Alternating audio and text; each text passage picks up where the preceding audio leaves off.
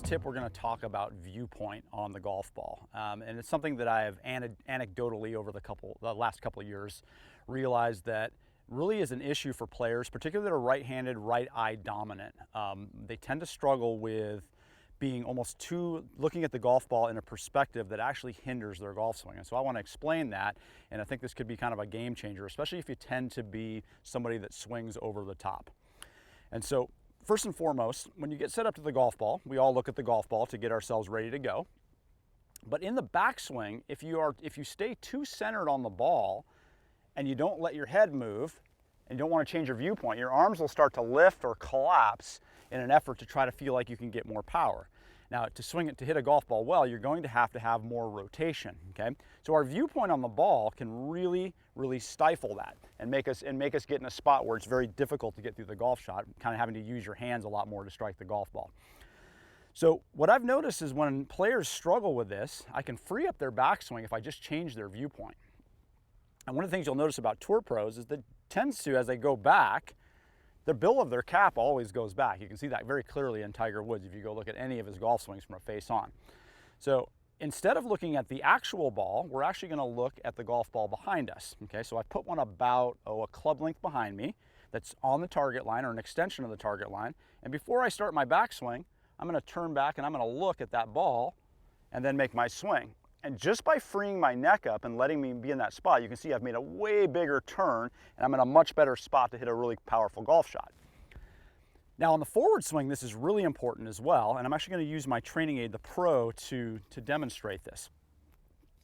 One of the things that is really confounding for golfers is they don't understand that the swing comes in and hits the golf ball for you. So that's the swinging of the club around the wrist joint as the arm comes in to line up with the golf ball.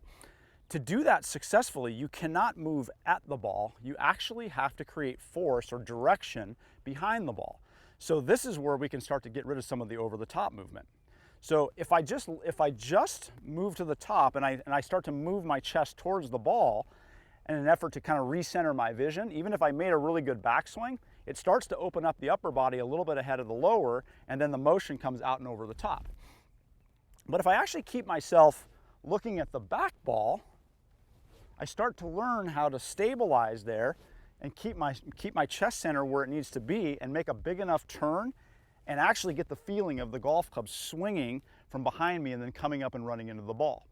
And that is where so many players struggle. So same demonstration with the golf club. If I turn back looking at this golf ball and my intent is to move my arms or swing my arms more towards that ball, now the golf club can pick up speed and swing through the front ball on a very neutral or even a little bit of an in to out path. Whereas if I immediately react to the ball, then it comes out and over. So very simply, if you could just practice making practice swings, keeping your eyes behind you, you'll start to be able to feel what it's like to actually make a swing that actually comes from behind you and into the golf ball. And then if you could actually practice this hitting golf balls, instead of looking at the real ball, I'm going to look behind at the other ball down here, down my target line. And I'm just going to keep my eye on that. And if I do that, I'm going to get a bigger backswing turn, and I'm going to stabilize in such a way that the speed of the golf club can run into the ball. So one of the things I've always thought in golf is that you don't really need to keep your eye on the ball, and great players don't. You need it to set up, but you don't need to direct the energy at the ball. If you do that, it always leads to having to make some sort of violent compensation. You guys are going to notice when you do this drill, if you start to buy into it and you start to really feel it, that the golf club picks up more speed and it's much easier to make a more balanced finish position and hit a golf shot that you like, even maybe with a slight draw.